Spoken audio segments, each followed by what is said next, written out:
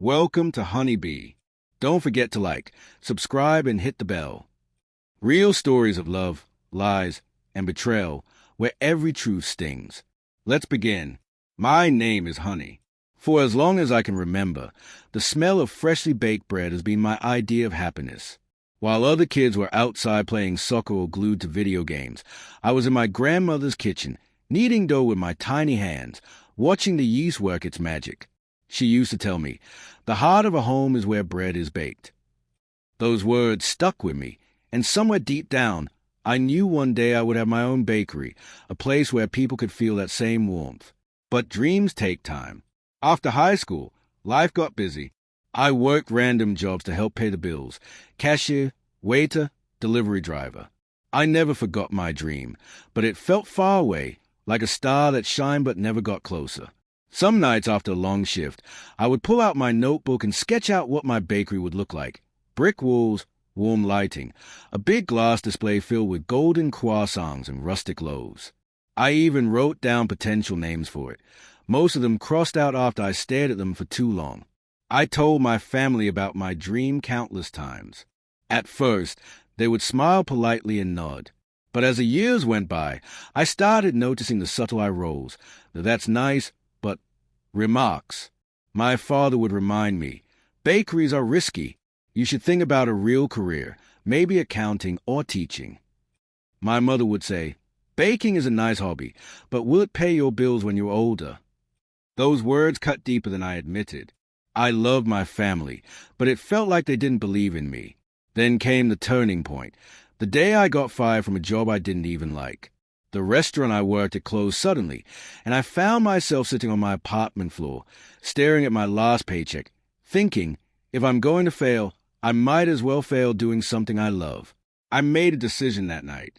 No more waiting, no more excuses. I would open my bakery. The next 6 months were the hardest and most exciting of my life. I threw myself into planning, researching everything from oven types to health codes. I took a small business loan, something that scared me more than I want to admit, and rented a little corner space in a quiet part of town. It wasn't big, but it had character: exposed brick walls, a front window perfect for displaying fresh pastries, and enough space for 3 cozy tables. I spent nights painting walls, sanding shelves, and even laying tiles myself when the contractor quoted me a price I couldn't afford.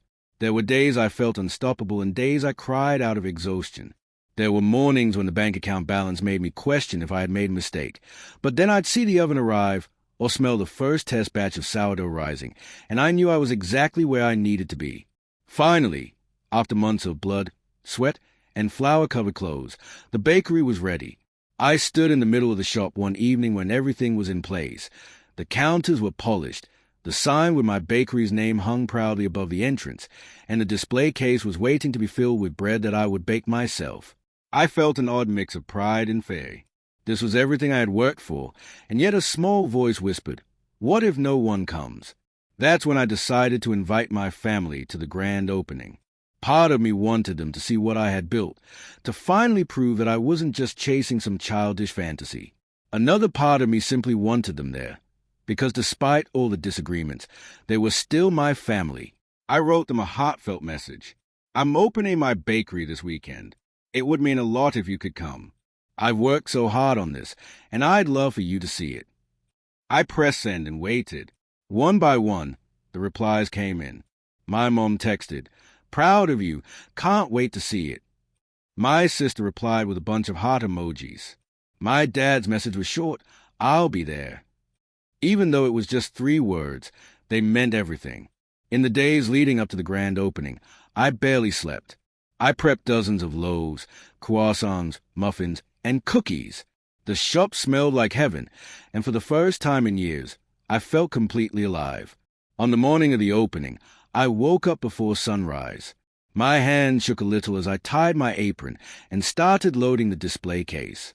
The golden glow of fresh bread against the glass looked like something out of my dreams.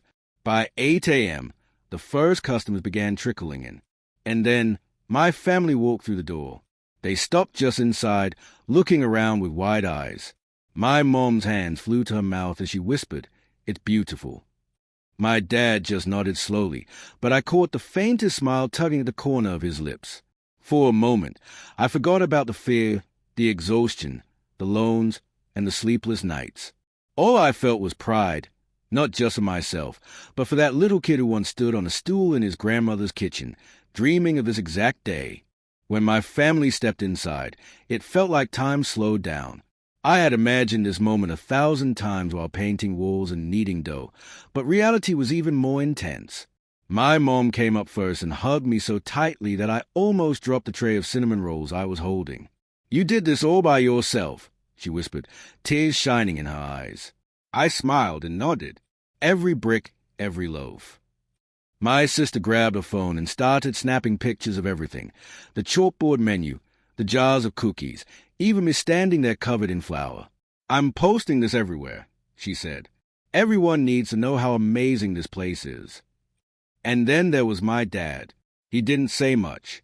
He just walked slowly around the shop, touching the wooden counter I had sanded for hours, examining the display case, even peeking into the kitchen. For a moment, I worried he might find something to criticize, but instead, he turned to me and said in a quiet, steady voice, "This is good, really good." Coming from my dad, that was the equivalent of a standing ovation. But the day wasn't all smooth sailing. By mid-morning, the line outside was stretching down the block. People from the neighborhood had seen the grand opening banner and decided to check it out. At first, I was thrilled. This was a dream, after all, but as the orders piled up, the kitchen turned into controlled chaos. I burned a batch of croissants because I forgot to set the timer. The coffee machine broke halfway through the rush, forcing me to brew by hand. At one point, I accidentally dropped an entire tray of muffins. My heart sank as I stared at them scattered on the floor, wondering if this was how my dream ended, with me crying over ruined blueberry muffins. That's when my family stepped in. My sister jumped behind the counter and started taking orders like she'd been doing it for years. My mom tied an apron and began packing cookies into bags, chatting with customers like she owned the place. And my dad, my quiet, skeptical dad, rolled up his sleeves and started wiping tables, keeping the line moving. I could hardly believe it. The same people who once told me to think about a real career were now part of my team, right there on opening day. When the rush finally slowed and the last customer left, we all sat around one of the little tables, exhausted but smiling. The bakery looked like a battlefield, flour on the floor, empty trays, half-washed dishes, but it felt like the happiest place on earth. My mom reached across the table and squeezed my hand. "I'm sorry if we ever made you feel like we didn't believe in you," she said softly. "We just wanted you to be safe. But seeing you here today, seeing how happy you are, I get it now. This is where you're meant to be." I felt a lump rise in my throat. All those late nights, all the doubt, all the fear, it was worth it for this moment. Even my dad broke into a real smile. "You proved me wrong," he admitted, "and I'm glad you did. You built something special here."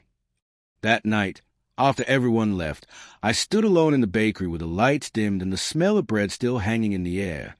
My hands were sore, my back ached, and I was more tired than I'd ever been. But I also felt completely, overwhelmingly at peace. This place was more than just a business. It was a piece of me, a tribute to my grandmother, to the little kid with flour on his cheeks, and to every dreamer who ever heard, "You can't do it," and did it anyway. I locked the door, turned off the lights, and whispered into the quiet shop. Day one, and this is only the beginning.